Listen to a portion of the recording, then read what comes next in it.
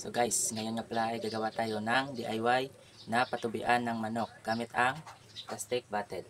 At ito ang ating mga materialis: plastic bottle, cutter, at saka tali.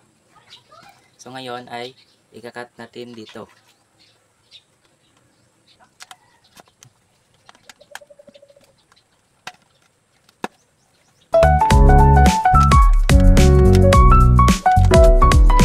So ngayon, ito na siya. At ganito. Tapos bubutasan naman natin dito sa taas. Dahil dito natin ilalagay yung lubid.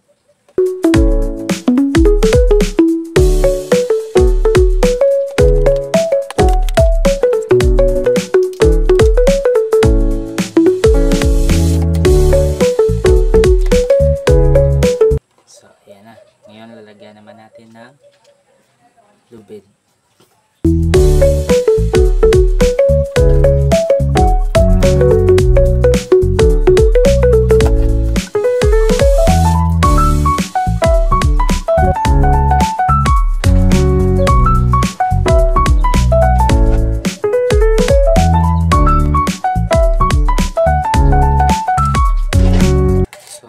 Magiging ganito nga palang kagagasan niya.